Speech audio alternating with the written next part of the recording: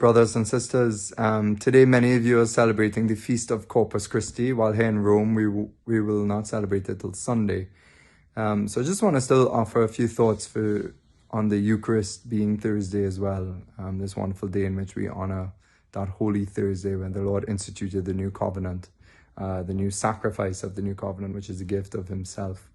The Eucharist foreshadows the Last Supper, foreshadows the culmination of the sacrifice where Jesus gave himself in an unbloody way in the Lord's Supper. He gave them his body, but he did that in as we know, in the bloody way on Calvary, where he offered himself this sacrifice on our behalf. And it was God himself who offered the sacrifice. God himself is the sacrifice. And so therefore the incredible loving mercy of God revealed there in Jesus, the Father's love ultimately revealed in Jesus' offering on the cross, because it's the Father who sent his Son into the world out of love to be our sacrifice, to expiate our sins. And we needed a sacrifice. We needed this to quell our conscience. And we know this already by just ordinary human experience. That when we offend someone, when we hurt someone by robbing them what was owed to them, what was due to them, whether it's our friendship, our love, just the natural honor of justice, of right relationships between each other. When that is offended, how do we repair that relationship? How do we enter back into that relationship? How do we begin to receive that person's love again when we have so hurt them and offended them? Well, they will have to forgive us. Because we can't force our way back into their heart, no matter what. They'll have to forgive us. And then we will have to accept the forgiveness.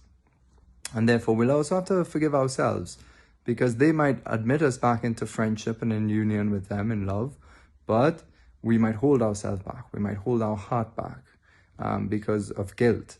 And so to remove that guilt, we would need to forgive ourselves too.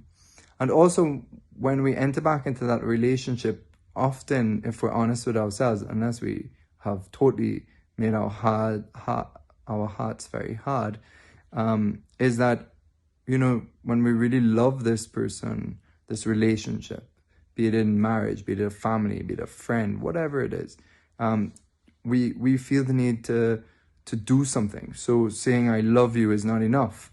We know that we must measure our words by our deeds, by doing something. And often the more we do something for them, we would release ourselves and we would get lighter and we would be able to really enter back that friendship.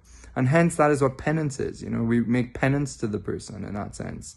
We seek to repair the relationship. We seek to show signs of love to repair that relationship.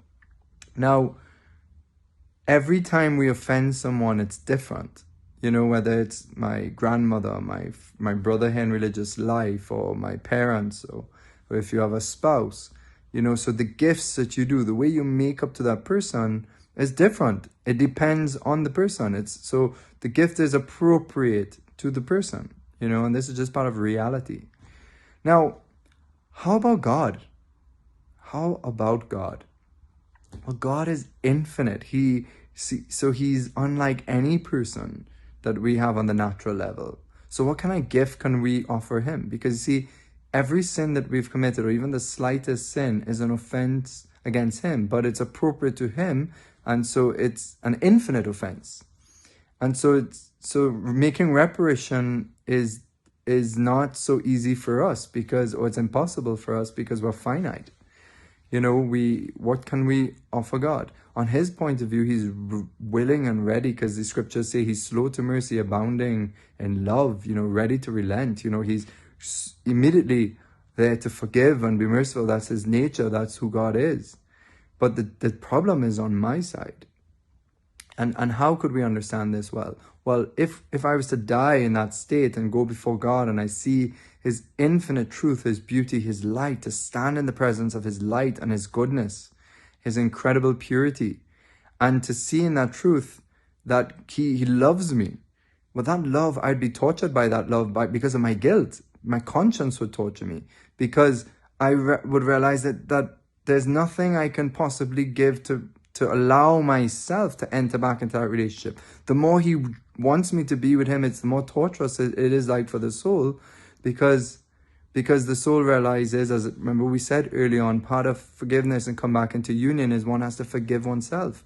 So one will not be able to forgive oneself even in that presence of God, because there was no gift that we could give God. And this is where the whole mystery of Jesus Christ becomes so important to understand, because only God could make it up for us. So hence his incredible love, knowing that he can't be fake and ignore his justice. In other words, what is the truth. He can't pretend we're somebody else when we die. But what he does is he wants to change us and it's that sacrifice of Jesus on the cross as the God-man who offers an infinite sacrifice as God, but also a human sacrifice. And in baptism, that sacrifice becomes yours and mine.